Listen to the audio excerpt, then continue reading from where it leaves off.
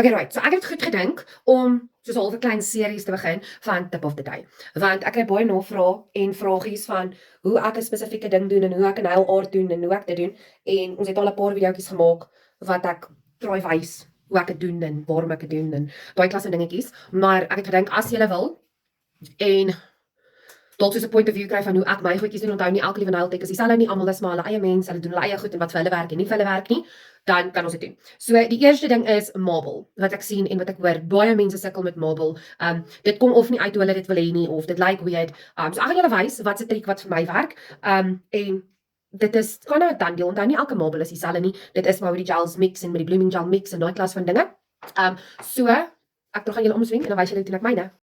Okay, so obviously jy gaan altyd in met 'n lekker byskout, die kleur wat jy jou onderkant wil doen. Ons gaan nou net 'n klein plain nude maak, so hierdie is Blingle se rubber base, nommer 10.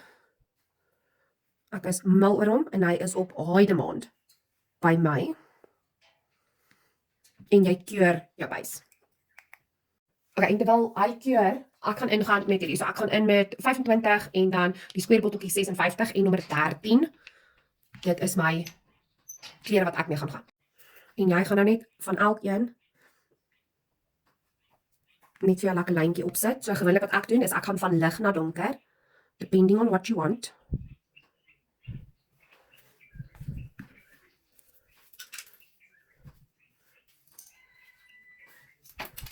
En dan vat jy jou dotting tool en jy mix hom net stelselmatig, laat hy net so iets lyk. En ek het agtergekom my ombrei kwassie werk die beste. So ek maak hom altyd eers lekker nat met asetoon. Maak hom droog.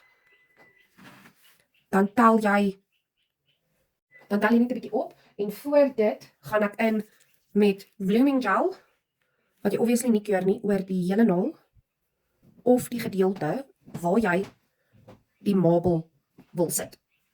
En jy skep hom net en jy begin net en jy gaan stadig en jy trek hom deur. As jy bietjie meer wit wil hê, tel bietjie meer van die wit gedeelte op.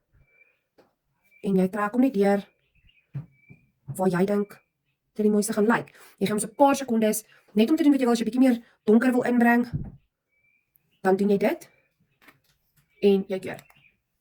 En dan lyk hy so en jy topkyk en jy keer dit en dan is dit klaar. Dan as jy een wil doen wat bietjie minder in het, weer eens jou base. Jy vat weer blooming gel.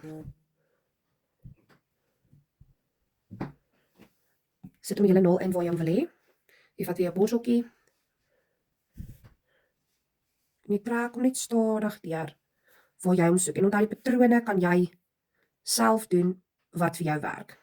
So hierdie een is basically baie minder as die vorige een en jy keur hom. Right, en as jy jou topkyk klaar opgesit het, lyk hulle so. So hierdie ene het ek baie meer van die naal gevat om te marble.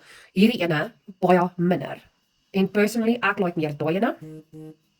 Maar daar is die verskil hoe ek myne maak. So ek hoop dit help. Comment wat moet ons volgende doen.